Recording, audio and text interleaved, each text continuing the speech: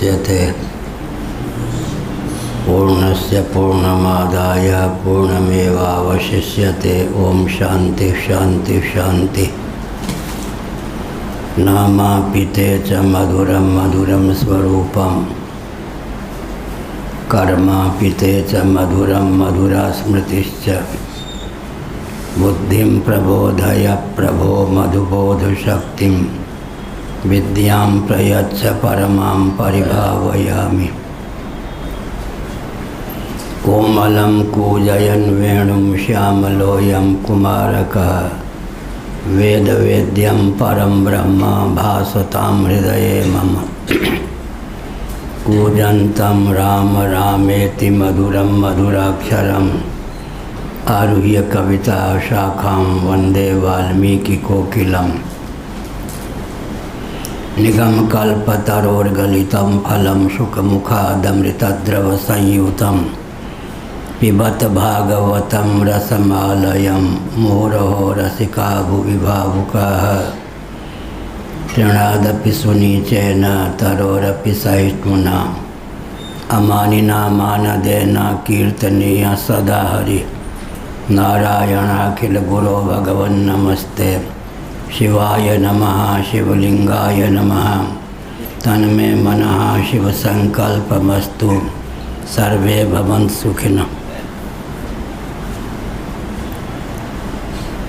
593 कौन सी पंक्ति? नीचे से दूसरी उत्पादना, यही है।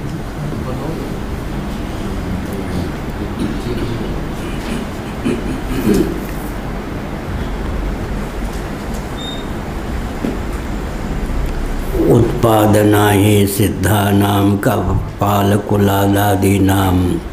व्यापारो नोत्पत्ति न चोत्पादनेनैव उत्पत्ति। प्रयोज्य प्रयोजक व्यापारयोर्भेदादभेदेव घटमुत्पादयति इति वत्।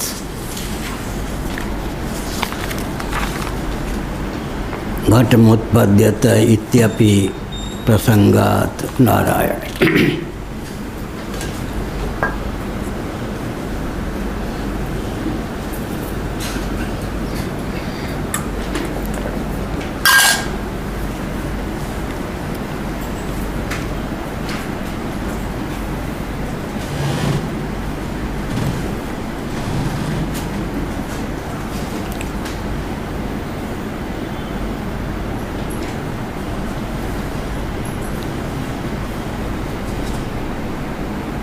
उत्पादना ही सिद्धानां कपालकुलादीनां व्यापारो नोत्पत्ति न च उत्पादनैव उत्पत्ति। उत्पादनैव उत्पत्ति।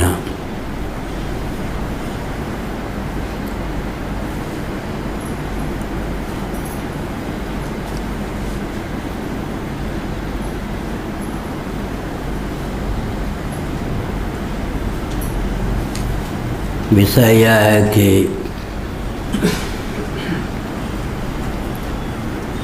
असत कार्यवादी ऐसा मानते हैं कि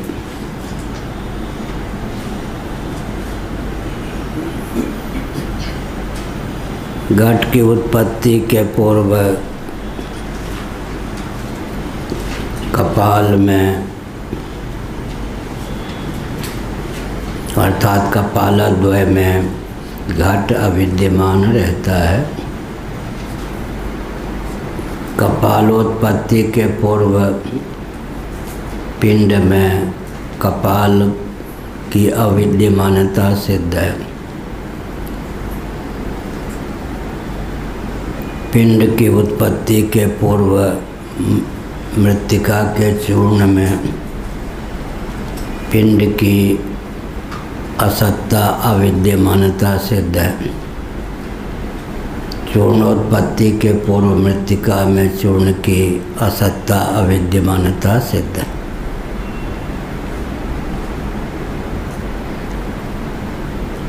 ऐसे ही कह सकते हैं मंड की निष्पत्ति के पूर्व घृत में मंड की अविद्यमानता सिद्ध है। घृत की उत्पत्ति के पूर्व नवनीत मक्खन में घृत की अविद्यमानता सिद्ध है। नवनीत की उत्पत्ति के पूर्व दधि में नवनीत की अविद्यमानता सिद्ध है। दधि की उत्पत्ति के पूर्व दुग्ध में दधि की अविद्यमानता सिद्ध है।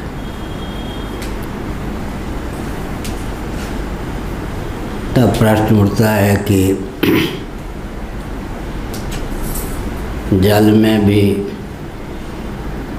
दधि आदि की अविद्यमानता सिद्ध है। तब कोई चतुर व्यक्ति दही की निष्पत्ति के लिए दुग्ध का ही वर्ण क्यों करता? नवनीत की निष्पत्ति के लिए दधि का ही वर्ण क्यों करता? घृत की निष्पत्ति के लिए नवनीत को ही क्यों चुनता?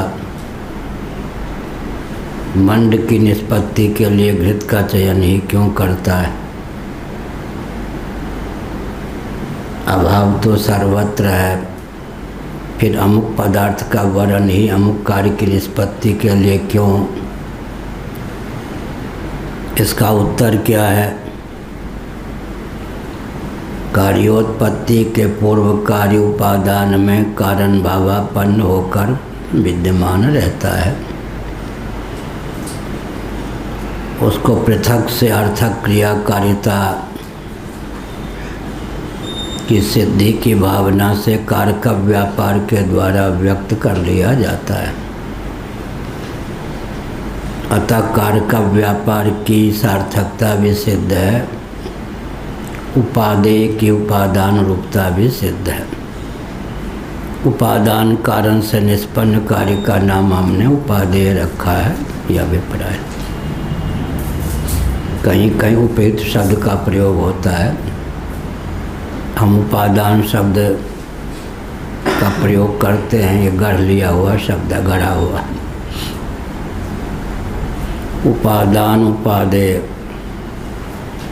प्रसिद्ध है, उपादान उपहित, लेकिन उपाधि युक्त का नाम भी उपहित हो जाता है, इसीलिए उपादान और उपादेय शब्द हमने चुना है। ऐसा इसलिए कह दिया कि एक महानुभाव हैं, विद्वान,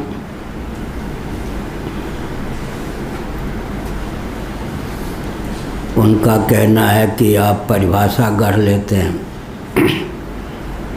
तो यह जो क्षमता मुझे प्राप्त हुई श्री वाचस्पति मिश्र जी के ग्रंथों के अध्ययन से, ये जो वामती आदि उनके ग्रंथ, पूज्य गुरुदेव जब हमको भामती पढ़ाते थे, धर्म सम्राट स्वामी श्री कटपात्री जी महाभाग, तब कहा करते थे वाचस्पति मिश्र वामतीकार के जो शब्द हैं उधार लिए हुए नहीं होते। व्याकरण के बल पर शब्द की उद्भावना भी कर लेते हैं, प्रकरण के बल पर परिभाषा की वाचस्पति मिश्र जी उद्भावना भी कर लेते हैं। फिर मेरी टिप्पणी करते हुए पूज्य गुरुदेव ने कहा, तुम बोलते सब शास्त्र सम्मत ही हो, लेकिन शास्त्र के भावों को इस प्रकार ढाल के बोलते हो, सीधे उस प्रकार मिल पाना कठिन है। तो जिनसे जो चीज़ प्राप्त हो कृतज्ञता ज्ञापन करना चाहिए। मंत्र तब सफल होता है जब विनियोग में ऋषि इत्यादि का नाम लिया जाता है। ऋषि आदि का नाम नहीं लेंगे तो मंत्र कुंठित रहेगा, शापित रहेगा, प्रतिबद्ध रहेगा। इसलिए जहाँ से जो चीज़ प्राप्त हुई हो वहाँ का नाम लेने पर कृतज्ञता ज्ञापन होता है, व्यक्ति कृतज्ञता से दूर रहता है। यह कहा गया कि कार्य पहले से ही विद्यमान है तो कार्य का व्यापार की आवश्यकता क्या? इसका उत्तर यह है कि रूपांतर की सिद्धि के लिए कार्य का व्यापार की उपयोगिता है। उत्पत्ति के पूर्व कोई भी कार्य कारण भावापन्न उपादानात्मक होकर ही विद्यमान रहता है। उसको पृथक से व्यक्त करने के लिए कार्य का व्यापार और कर्ता की आवश्यकता है। कार्य का व्यापार में कर्ता मुख्य है, करण और करणगत क्रिया उसके बाद है।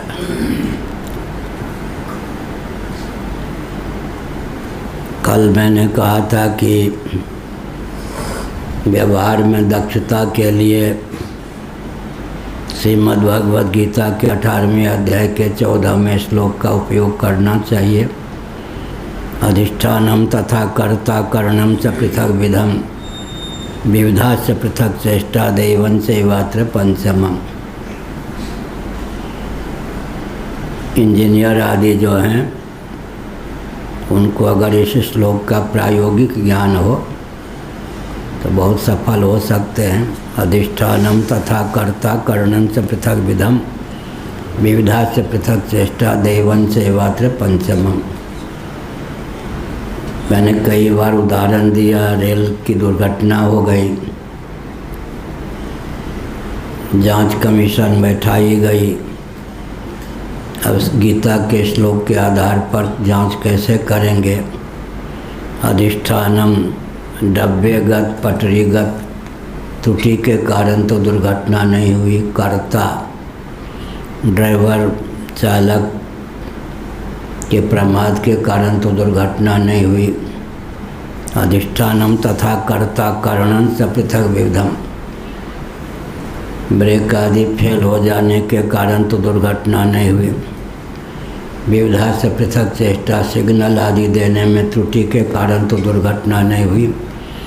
अंत में दैवं चैवात्र पंचमम, कोहरा आंधी मूसलधार वर्षा दैवी प्रकोप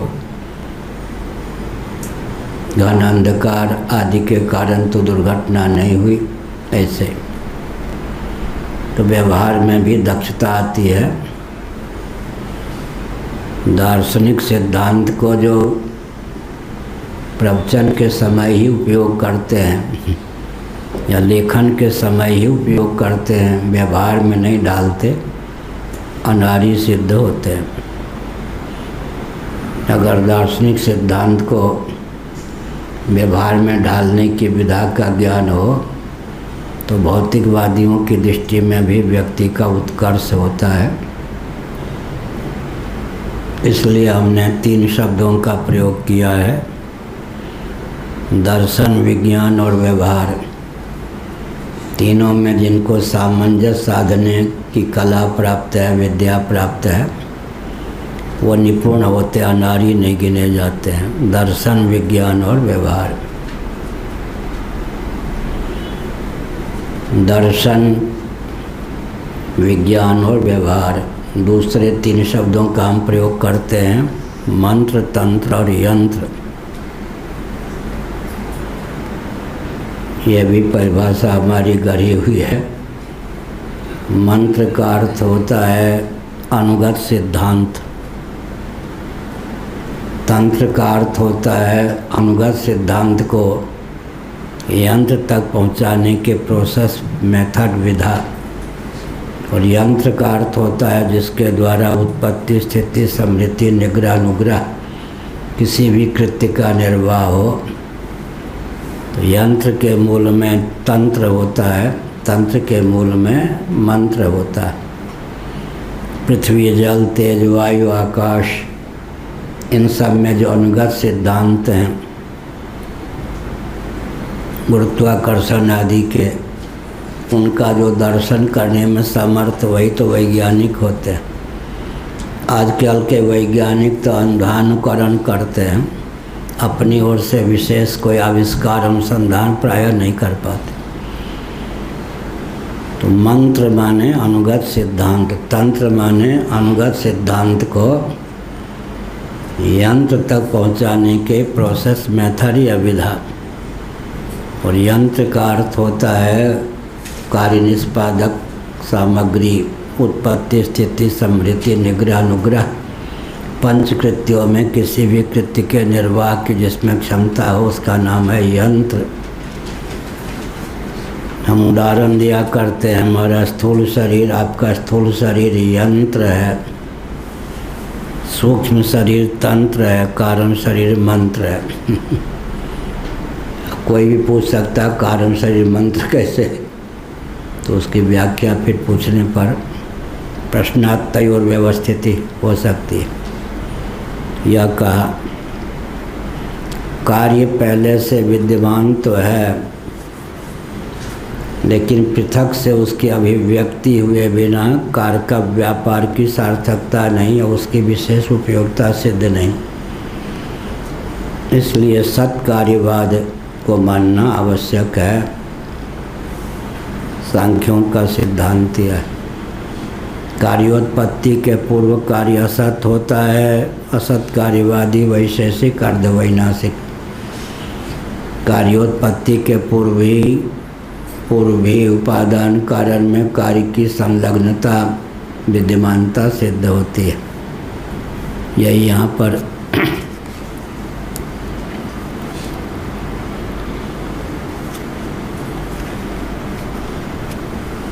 पटो भवति इति प्रयोग इत्यतः घटस्य चोत्पत्ति रुच्यमाना इति उत्पादना ही सिद्धानां कपाल कुलादीनां व्यापारो नोत्पत्ति न च उत्पादने नैव उत्पत्ति प्रयोजक व्यापारयोर्भेदाद् अभेदेवा घटमुत्पादयति इतिवत्।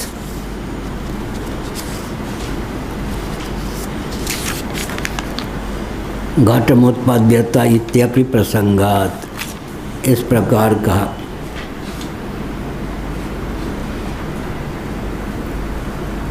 घट की उत्पत्ति और व्यापार है, क्रिया है, जिसका कर्ता माने आश्रय घट ही हो सकता है, कपालादि नहीं। जिसकी उत्पत्ति का उल्लेख होगा वही उस उत्पत्ति नामक व्यापार या क्रिया का आश्रय हो सकता है। कपाल उत्पत्ति कहेंगे तो कपाल आश्रय है, घटोत्पत्ति कहेंगे तो घट आश्रय है। जिसका नाम लिया जाएगा वही उस उत्पत्ति की प्रयोजिका सिद्ध होगी। उत्पादना अलग चीज़ है, उत्पत्ति अलग चीज़ है।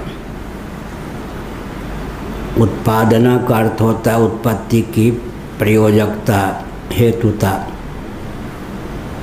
उससे उत्पत्ति नामक क्रिया की निष्पत्ति होती है। प्रयोजक कौन है और प्रयोज्य कौन है, इसका ज्ञान होने पर ही लोक का व्यवहार की भी सुगमता सिद्ध है।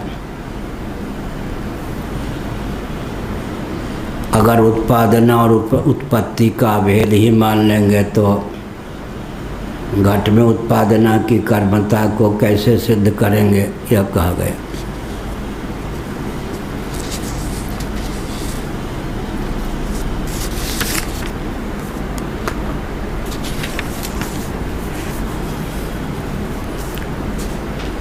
तस्मात् करोति कारयति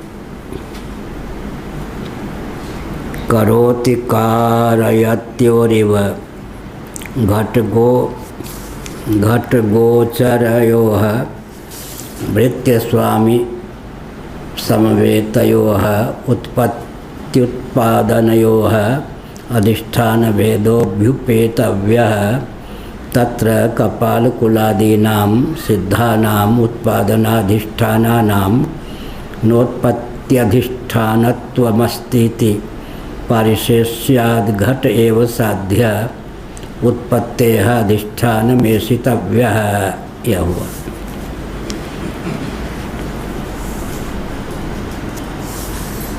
अब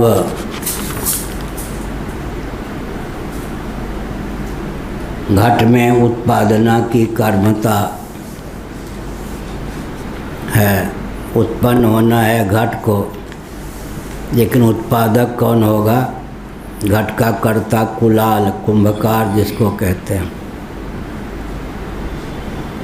कुलालो घटम उत्पादयति, ऐसा प्रयोग होता है। घट तो मृद भावापन्न होकर, उससे पहले कहें तो कपाल भावापन्न होकर शेष रहता है। कपालद्वय के संयोग से घट की निष्पत्ति होती है। यह है, स्वयं को ही कुलाल घट बना दे ऐसा नहीं। कुंभकार घट बनाने के लिए मिट्टी का चयन करता है, मिट्टी को चूर्ण का रूप देता है, चूर्ण को फिर पिंड का रूप देता है, पिंड को फिर कपालद्वय का रूप देता है, फिर कपालद्वय को घट का रूप देता है। अवान्तर भेद हो गए, सीधे कोई मिट्टी को घट का रूप नहीं दे सकता। इसलिए जिस कार्य की सिद्धि के लिए जितने द्वार चाहिए, बीच की घाटियाँ चाहिए, उन सब का आलम्बन लेना भी आवश्यक होता है। इससे व्यवहार में दक्षता आती है। ये सब जो दर्शन शास्त्र के सिद्धांत हैं, उनको व्यवहार में प्रयुक्त करने की विद्या आनी चाहिए, कला आनी चाहिए। नहीं तो पढ़ाते समय दार्शनिक का व्यवहार में अनारी सिद्ध होता है व्यक्ति। इन सब क्रियाओं का अगर प्रयोगों का, दार्शनिक सिद्धांतों का व्यवहार में व्यक्ति उपयोग करे तो विजयी हो सकता है। आजकल क्या इस रॉकेट, कंप्यूटर, एटम, मोबाइल के युग में मनवादी होकर जीवित रहना और रोटी भी मिल जाए और डंके की चोट से गरजे भी, अब कोई सामने आने का साहस न करे, बहुत कठिन है ना। बहुत चुनौती है आजकल। मनवादी होकर, वर्णाश्रमी होकर, जाति पाति को विधिवत मान करके जीवित रहना, रोटी भी मिल जाए और धारता भी रहे, किसी की हिम्मत न हो मुंह लगाने के, बिना लाठी गोली के ही शासन कर ले। इसके लिए क्या चाहिए? गुरु मेहरबान तो चेला पहलवान। गुरु ग्रंथ और गोविंद तीन का आश्रय। गुरु गोविंद और ग्रंथ तीन का आश्रय जो लेता है, परंपरा प्राप्त गुरु हो, गोविंद हो, मूल में ग्रंथ, ऊपर हैं गोविंद और ग्रंथ। न तो गोविंद सीधे दिखाई पड़ेंगे, न ग्रंथ अपना भाव सीधे दे देगा। दोनों को, गुरु को मिलाने वाले और ग्रंथ के रहस्य को बताने वाले, गोविंद को मिलाने वाले और ग्रंथ के रहस्य को बताने वाले कौन होंगे? गुरु। लेकिन कोई गुरु घंटाल हो जाए, गोविंद के स्थान पर अपने ही गोविंद बन के रह जाएं, और ग्रंथ के स्थान पर मैं जो कहता हूँ वही ग्रंथ है, मेरी वाणी ही ग्रंथ है, तो गुरु घंटाल, इन सब से बचना चाहिए। तीनों एक दूसरे के पूरक हैं। कौन? गुरु गोविंद और ग्रंथ। गुरु ग्रंथ साहब कहते हैं, गुरु गोविंद और ग्रंथ, गुरु गोविंद और ग्रंथ। गुरु गोविंद दोनों खरे, काके लागू पाए, बलिहारी व गुरु की जिन गोविंद दियो बताए, कबीर बाबा। लेकिन गोविंद और गुरु ग्रंथ सम्मत होना चाहिए। ग्रंथ अपने आप में तात्पर्य व्यक्त नहीं करते, ग्रंथों का तात्पर्य गोविंद में है, लेकिन ग्रंथ गुरुगम्य है, गुरुगम्य विद्या है। कोई सोचे अपने आप पढ़ लूँगा, ये नहीं, गुरु विद्या। हाँ, अगर अपने आप ग्रंथ लगा लेता है, समझना चाहिए पूर्व जन्म का अध्ययन। लभते पूर्व देहिकम लभते पौर्व दैहिकम। सुखबोध आश्रम जी कहते थे आरसा प्रयोग है देहिकम, देहिक नहीं होना चाहिए दैहिक। लभते पौर्व देहिकम पाठ है, वो कहते थे लभते पौर्व दैहिकम। चलो ऐसे सही, देहिक दैहिक।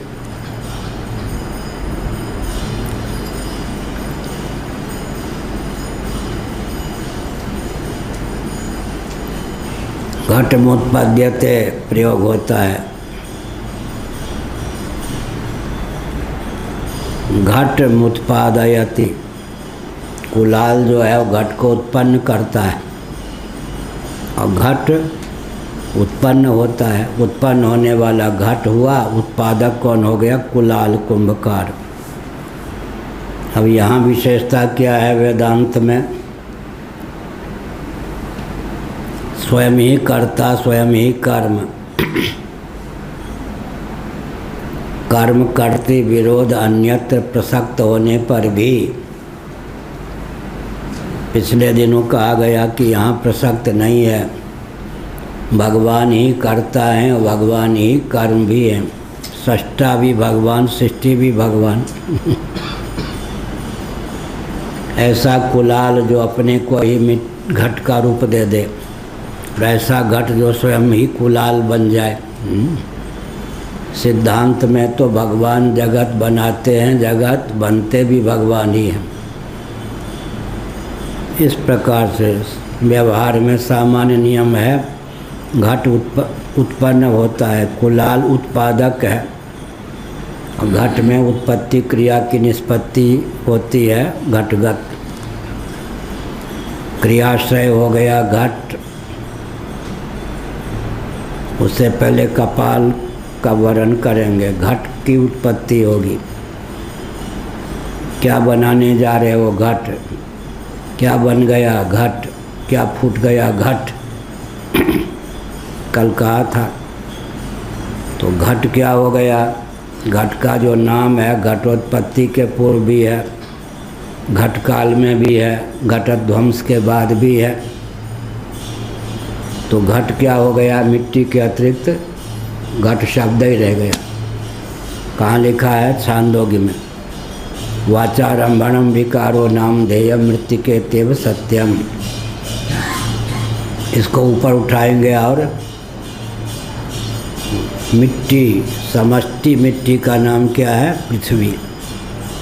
1 किलो 2 किलो पृथ्वी का नाम हो गया मिट्टी, मृत्तिका। समष्टि मृत्तिका का नाम हो गया पृथ्वी। अब पृथ्वी नाम ही है, उससे जल को, उसके उपादान कारण को, सन्निकट निर्विशेष को सूक्ष्म बुद्धि के द्वारा पूर्ण रूप से कर्षित कर लेने पर मिट्टी नहीं रहेगी। जल भी नाम ही है। अग्नि तत्व सन्निकट निर्विशेष को पूर्ण रूप से सूक्ष्म बुद्धि के द्वारा कर्षित कर लेने पर जल भी नहीं रहेगा। अब अग्नि भी नाम ही है। अग्नि से वायु को सूक्ष्म बुद्धि से कर्षित कर लेने पर, अग्नि वही उपादान कारण वायु को कर्षित कर लें तो अग्नि भी नाम मात्र ही है।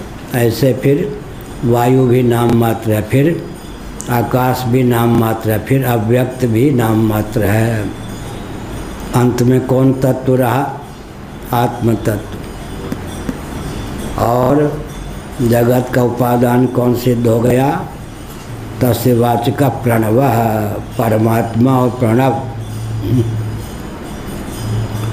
दो का विलासी जगत। आर्किमेडीज ने क्या कहा था? आर्किमेडीज ने कहा था कि मुझे भूमि का, पृथ्वी का केंद्र मिल जाए तो पृथ्वी को उठा लूँ। उन्हें को नहीं मालूम पड़ा। और ऋग्वेद के भूसूक्तम में पृथ्वी के केंद्र का वर्णन है, और हम लोगों को पूरी सृष्टि के केंद्र का वर्णन ज्ञान है। कि मैं क्यों कहता हूँ, आपको भी हो सके, मैं कोई अपने लिए। भगवान ने अर्जुन को पहले कहा यह कि वो ज्ञान दिया या अपने पास ही रख लिया, तुम्हें नहीं दूंगा, ऐसा तो नहीं। इदम ज्ञान उपासित्य ममसा धर्ममागता सर्गे पिनोपजायन्ते प्रलये न व्यथन्ति च। जैसे माँ होती है, खेलते कूदते बच्चे को मिठाई फल दिखा करके छिपा लेती, ताकि बच्चे की मचल फल या मिठाई लेने में हो, बाद में झूठ मूठ के नकल करती है कि मैं खा लूँगी, तुम्हें नहीं दूँगी। बच्चा कहता हमको दे, खेल से उपराम होकर बच्चे को खिला देती है। ऐसे ही ये नहीं कभी कहना चाहिए मेरा ज्ञान मेरे पास रहेगा, तेरे पास नहीं, ऐसा नहीं। तो भगवान ये सत संप्रदाय परंपरा, जो भी शिष्य परंपरा होती है उसमें ज्ञान अधिकारी को देना ही चाहिए। ज्ञान खल कहा गया, अधिकारी मिलने पर भी ज्ञान न दे तो ज्ञान खल, ज्ञान को चुरा के रखने वाला संप्रदाय नहीं चलेगा, परंपरा नहीं चलेगा। अनधिकारी में बांटने लग जाए तो विस्फोट हो जाएगा। अधिकारी से दुरावे नहीं, अनधिकारी। हलवा पूरी पवा दी जार भरत को तो भी रिझे नहीं, मारने के लिए उद्यत हो गया तो भी गिड़गिड़ाए नहीं। क्या अनधिकारी चाहे हलवा पूरी खवा दे, चाहे मारने के लिए दौड़े, ज्ञान न दो।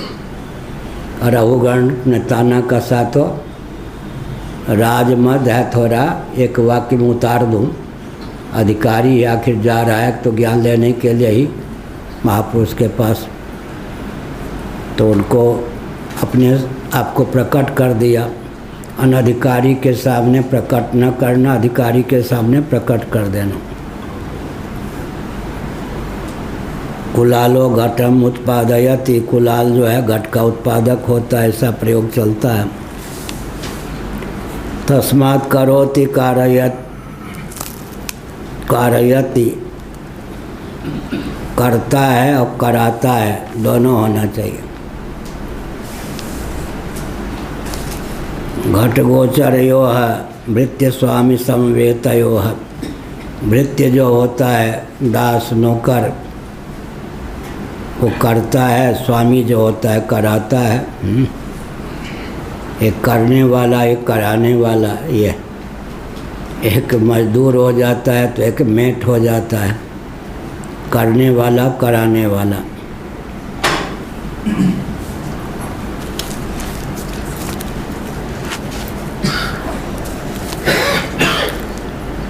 भृत्य स्वामी संवेतयो उत्पत्त्युत्पादनयो, उत्पादन और उत्पत्ति में अंतर हो गया। अधिष्ठान भेदो व्युप्येतव्या, यहाँ अधिष्ठान का अर्थ होता आश्रय के भेद से, दोनों में भेद हो जाता है। एक उत्पन्न होता है, एक उत्पन्न करता है, ऐसा। एक निमित्त कारण है, एक उपादान कारण है। उपादान कारण में पहले से कार्य विद्यमान न हो तो घट उत्पन्न होता है, घट उत्पन्न होगा, उत्पन्न घट नष्ट हो गया, अब तो मिट्टी ही रह गई, इस प्रकार का व्यवहार नहीं होगा। तत्र कपाल कुलादीनाम सिद्धांता, सिद्धानाम उत्पादनाधिष्ठानानाम नोत्पत्त्यधिष्ठानत्वम् मस्तीति पारिशेष्याद घटेव साध्या उत्पत्ति अधिष्ठान में सितव्या, यह कहा। तो क्या सार हुआ? स्वामी घटम कारयति, मृत्यो घटम करोति। जो स्वामी होता है घट कारयति, बनवाता है। जो भृत्य होता है वो घट करता है। एक कारक हुआ, कारयति कराने वाला हुआ, एक करने वाला हुआ। यहाँ भिन्न आश्रय हो गए। एक का आश्रय हो गया घट बनवाने वाला, एक का आश्रय हो गया घट बनाने वाला। इस प्रकार से एक भृत्य कोटि का एक हो गया, एक स्वामी कोटि का हो गया। घट विषयक माने घट कर्मक, स्वामी प्रयोजक हो गया, उसकी कार्यत्रिता सिद्ध हो गई, वृत्ति की कर्तृता सिद्ध हो गई, भिन्न भिन्न आश्रय वाले हो गए, उत्पादन और उत्पत्ति में भी भेद हो गए।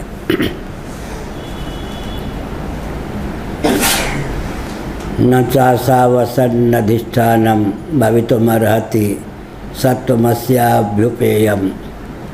अधिष्ठान आश्रय ही अगर न हो, असत हो, तो कार्य की निष्पत्ति कहाँ। न रहे बाँस न बने बाँसुरी, न बने बाँसुरी न बजे बाँसुरी।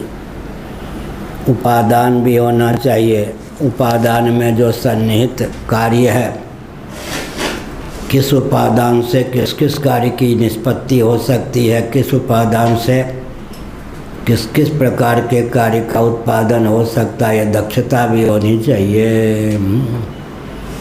भोजन विज्ञान में क्या होना चाहिए? बेसन, तेल या घी, मसाले, तेल, घी, मसाले, बेसन, ये सब।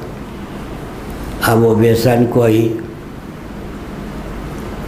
मधुर बनाया जा सकता है और नमकीन बनाया जा सकता है। बनाने वाले पर निर्भर है किसके योग से एक ही बेसन क्या क्या रूप धारण कर ले। क्या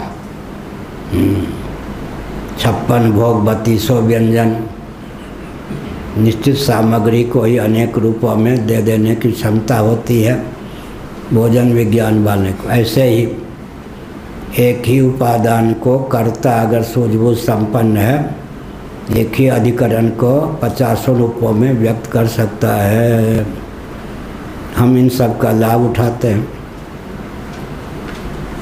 दार्शनिक सिद्धांत को गणित में डाल देते हैं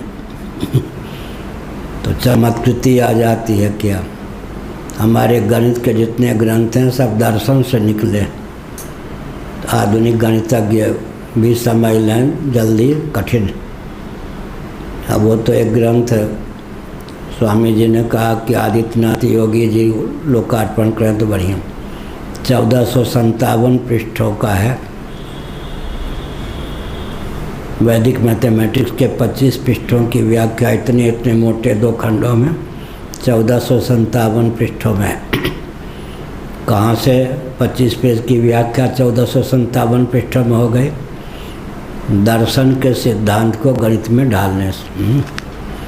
ऐसे ही ये जो दर्शन शास्त्र का अध्ययन हो रहा है, राष्ट्र चलाने में, घर चलाने में, मठ चलाने में, जीवन को चलाने में अगर इसका उपयोग किया जाए तो उत्कर्ष की पराकाष्ठा हो।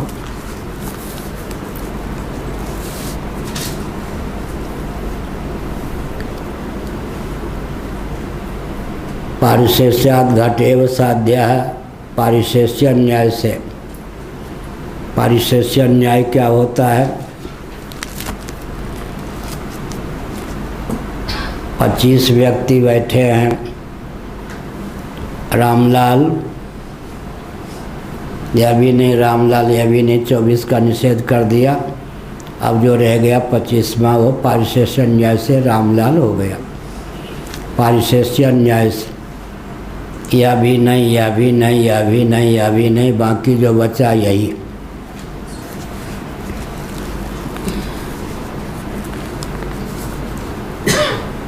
पारिशेष्याद घटेव साध्य है। घट यहाँ पर साध्य है। उत्पत्ति अधिष्ठान में सितव्य है। लेकिन जो साध्य घट है उसकी उत्पत्ति के लिए उपादान का चयन होना चाहिए। अब दूध का चयन करेंगे तो दही आदि की निष्पत्ति होगी। मिट्टी का चयन करेंगे तो घट आदि की निष्पत्ति होगी। या हमने बताया था एक दिन, एक स्वामी पूज्य पाद अखंडानंद सरस्वती जी महाराज के शिष्य थे। उनके प्रवचन को सुनते रहते थे। उनका प्रवचन ही ग्रंथ रूप में छपता रहता था। तो वो पत्नी ने कहा कि गाय को दूध दुहो तो पंडित जी, कुछ तो काम करो, दिन रात घटपट घटपट करते रहते हो। वो गाय के स्थान पे बैल के पास चले गए और बैल के स्तन से दूध निकालना चाहते थे। पंडितानी देख रही थी, सच्ची घटना। पंडितानी कहा, हाँ और पागल हो जाओ, अखंडानंद जी का ग्रंथ और पढ़ो और पढ़ो। तो बेचारे लज्जित हो गए। वो बैल को दूध रहे गए, दूध ही बंद है, कैसा हो गया? किसी ने नज़र लगा दी, किसने गाय को क्या खवा दिया? अब पत्नी देख रही थी, उसने कहा और अखंडानंद जी को सुन लो। आके कहा, महाराज देखिए मेरी पत्नी तो मेरी इज्जत उतार दी, मूर्ख सिद्ध कर दिया। हम तो बैल को दूह रहे थे और बड़बड़ा रहे थे, दूध ही देना बंद कर दिया। इसलिए व्यवहार में तो दक्ष हो, लेकिन अमनस्कता की स्थिति में कुछ का कुछ हो जाता है। क्या अमनस्कता की स्थिति में माने मन तो ताजा रघुपति वैदे ही बिन मन तन सुख दुख कव के ही। ये हम लोगों से बड़ा, हम तो भगवान ही बचाते हम लोग। खौलता हुआ पानी बाल्टी में रखा जाएगा, अब उस समय हम खौलते हुए पानी भी शरीर पे डाल सकते हैं, क्योंकि वहाँ भी घटपट चलता रहता मस्तिष्क में, तो भगवान ही बचाते। अभी तो ये ध्यान रखते हैं जितना से स्नान होना चाहिए उतनी गर्म पानी वानी डाल के रख देते, नहीं तो खौलता हुआ पानी ही डालने, कौन चीज़ मुंह में डालने कह नहीं सकते। अक्षपाद क्यों नाम पड़ा गौतम जी का मालूम? बेचारे चिंतन करते जाते थे, व्याप्ति बनाते जाते तो वहाँ गिरे, वहाँ गिरे, वहाँ चोट, वहाँ चोट। जब पाँव कमर में चलने की, पाँव में चलने की क्षमता थी, इनको मालूम होगा, वृंदावन में छत पर घूमते थे, वहाँ सीमेंटेड नहीं ईंट उभरी हुई, यहाँ चोट लगे, वहाँ गिरे। एक बार नैयायिकों का आत्म तत्व कैसा है प्रवचन करने के लिए जा रहा था, 13 सीढ़ी नीचे गिरा, 13 या 12 सीढ़ी नीचे गिर पड़ा, खड़ाऊँ भी टूट गई, खूब चोट लगी, किसी तरह लगाते हुए प्रवचन करके आया, 12 या 13 दिन बिस्तर पर लेटना पड़ा। हम लोगों को तो अभी तो शरीर में वो क्षमता नहीं है, तो यहाँ से यहाँ तक ही आना है, नहीं तो यहाँ चोट लगे, वहाँ चोट लगे, वहाँ धक्का। श्यामा शरण जी को तो कई बार स्कूटर वाले सब धक्का ही मार दें। तो ये भी है, परंतु इन सब महापुरुषों ने, कौन बोल रहे हैं? ये जो भामतीकार है ना, वाचस्पति मिश्र कौन है मालूम है? विवाह हो गया था, पत्नी जीवित थी, पंडित जी को ये नहीं मालूम कि मेरी ये पत्नी, ऐसे थोड़े ग्रंथ लिख लिया। वाचस्पति मिश्र कौन सा ऐसा दर्शन है, अच्छे दर्शन जिस पे उनकी लेखनी न चली? मिथिला के थे, जन्मभूमि के पास के ही। वाचस्पति मिश्र कौन है? जिनको विवाह होने के बाद भी ज्ञान नहीं था कि ये मेरी पत्नी है। उन दिनों बिजली आदि की बात नहीं थी। पंडित जी लिख रहे, घर कैसे चलेगा, आटा रोटी कुछ भी पता नहीं, न संतान कुछ। कोई आती महिला, उन्हें देखा पंडित जी को बिगड़ न पड़े, क्या दीपक के बत्ती को यूँ कर दिया, तुम कौन हो? ये नहीं पता कि मेरी पत्नी है। वो भी कितनी संकोचशील बती रही होगी, 2-4 गाली दे देती है, नहीं आपकी दासी हूँ, फिर भी नहीं समझ पाए कि मैं विवाहित हूँ, ये मेरी पत्नी है। क्या चाहती हो? नाम चले, अभिप्राय ये था वंश चले। तुम्हारा नाम क्या है? भामती। इस ग्रंथ का नाम लिख दिया भामती। जो शंकराचार्य के भाष्य को एक एक शब्द को खोलने वाले, वो अपनी पत्नी के इस वाक्य का अर्थ नहीं समझ पाए कि नाम चले माने वंश चले। तुम्हारा नाम क्या है? भामती। लिख दिया ग्रंथ का नाम चल गया। तो अब शंकराचार्य का भाष्य कितना गंभीर होगा। शंकराचार्य तो विरक्त थे ही। एक गृहस्थ को शंकराचार्य के भाष्य के भाव को व्यक्त करने के लिए इतना तत्पर होना पड़ा कि उन्हें ये नहीं मालूम कि मेरा विवाह हो चुका है, ये जो सेवा करने आती है, भोजन देने आती है, ये मेरी पत्नी है। तो वैसे कोई अर्थ लगा ले, क्या बहुत ऊंची बात है ना। इन सब ग्रंथों को देने वाले सेठ की ओर देखें, नेता की ओर देखें, हाँ, धनी कोई आया या नहीं, कुछ दे गया या नहीं, तो एक ग्रंथ लिखेंगे क्या?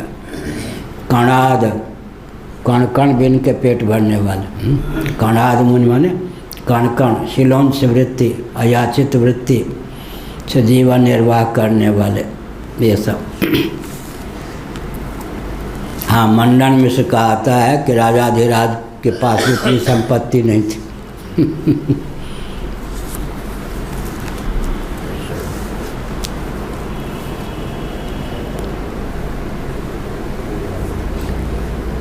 कपाल कुलालादि नाम सिद्धानाम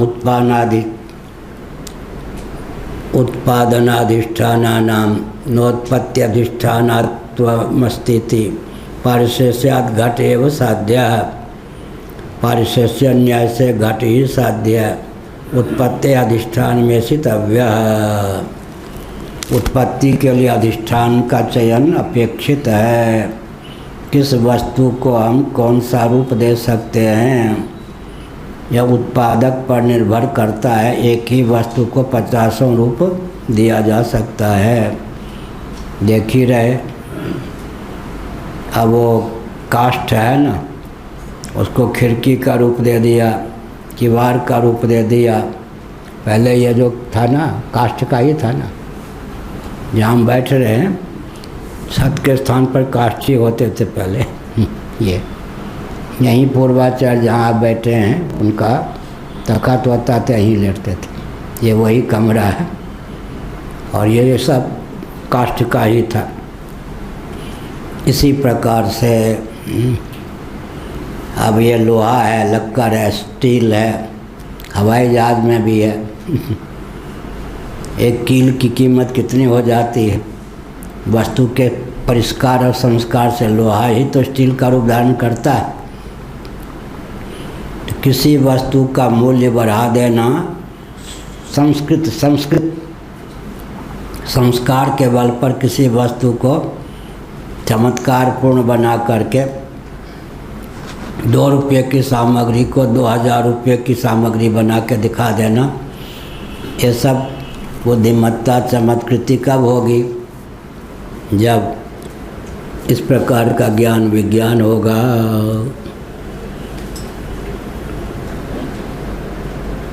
न चासा वसन अधिष्ठानम भवितुमर्हति सत्वमस्याभ्युपेयम। अधिष्ठान ही असत है, उसमें अर्थक क्रियाकारिता कैसे होगी?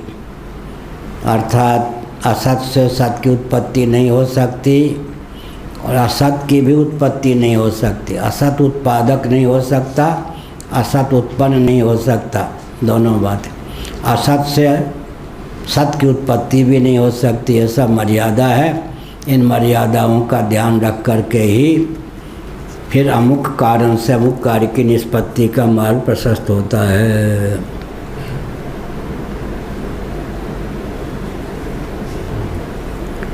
एवंच घटो भवति इति घट व्यापारस्य धातुपातत्वात् तत्रस्य कर्तृत्वं उपपद्यते तण्डुलानामिव सतां विक्लितौ विक्लिद्यन्ति तण्डुला इति शंकते। इस प्रकार किया।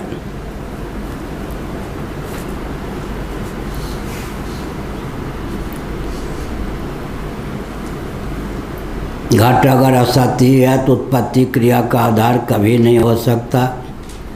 घट उत्पद्यते कहते हैं, तो घट उत्पन्न होता है, पहले से विद्यमान है, तब तो क्या उत्पन्न हो रहा है, क्या बनाने जा रहे होते। घट का सत्व तो मानना ही पड़ेगा। घट का सत्व मान लिया तो घटो भवति, ये जो घट का भवन है, घट की उत्पत्ति है, भू धातु से सत्ता के अर्थ में प्रतिपादित है। उसका कर्तृत्व घट में उत्पन्न हो है। तो दो कर्तृत्व हो गया, घटनिष्ठ कर्तृत्व हो गया, कुलालनिष्ठ कर्तृत्व हो गया। बाह्य कर्तृत्व की सिद्धि कुलालनिष्ठ है, अभ्यंतर कर्तृत्व की सिद्धि घटनिष्ठ है।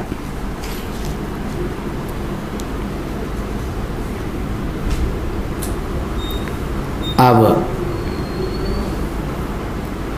वो जो कहा था भाष्य में नीचे से तीसरी, अथ स्वकारण सत्ता संबंध एवं उत्पत्ति ही आत्मलाभ कार्यस्य इति, ये कहा, उसी पर कहते हैं।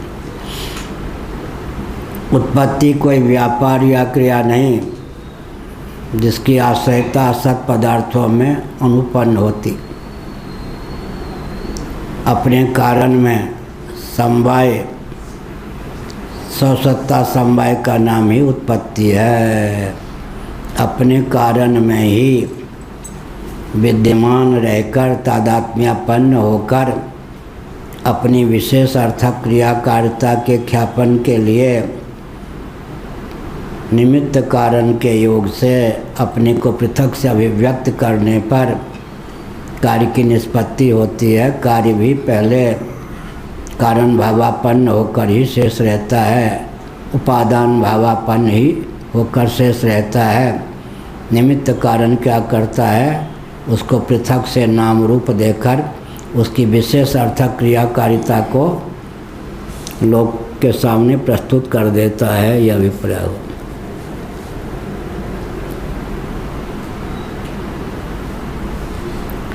ऐसे ही तंडुल आदि की भी बात है। चावल का वरण करते हैं भात के लिए, इसका अर्थ है किस कार्य की निष्पत्ति किस कारण से हो सकती है, उसका ज्ञान हो सकता, ज्ञान रहता है, तब जाकर कार्यार्थी अपने कार्य की सिद्धि के लिए अभिमत कारण का वरण करता है। घट का सत्व घट की उत्पत्ति के पूर्व ऐसी मर्यादा नहीं कर सकते, सीमांकन नहीं कर सकते। घट पहले से विद्यमान है, लेकिन उपादान कारण कपाल से, कपाल पहले से विद्यमान है, उपादान कारण पिंड से, पिंड पहले से विद्यमान है, उपादान कारण चूर्ण से, चूर्ण पहले से विद्यमान है, उपादान कारण मृत्तिका से तादात्म्यपन्न होकर स्थित है। अब द्वार का ज्ञान भी होना चाहिए। सीधे मिट्टी को घट का रूप थोड़े देंगे, मिट्टी को चूर्ण का रूप, चूर्ण को पिंड का रूप, पिंड को कपालद्वय का रूप, कपालद्वय को फिर घट का रूप देंगे। किसका उपादान इसमें कौन गिना, मिट्टी को ही उपादान कहेंगे, लेकिन अवान्तर जो उपादान हैं उनका भी ज्ञान होना चाहिए। किस कारण को कितनी घाटी पार करा करके किस कार्य का रूप दिया जा सकता है, इतना ज्ञान होना चाहिए। मूल उपादान की अगर अनुगति नहीं, हाँ, मूल उपादान की अगर अनुगति नहीं, क्या कह रहे हैं? मूल उपादान की अगर अनुगति का अगर ध्यान रहते तो कार्य ही नहीं हुआ। क्या कह रहे हैं? मूल उपादान की अनुगति का ही ध्यान रहेगा तो फिर कार्य ही नहीं होगा। वो बोल रहे हैं कार्य ही नहीं सिद्ध होगा, मिट्टी नहीं। क्या मतलब हुआ? मूल उपादान की अनुगति का ज्ञान नहीं होगा तो कार्य हो जाएगा? क्रॉस क्वेश्चन अगर कर दें तो ये भृगु वेदांत है। मूल उपादान ताम्रपात लोटा में कौन सा है? हाँ, तो फिर आप अब इसमें अपने वाक्य को चर्चा कीजिए, क्या आपत्ति है?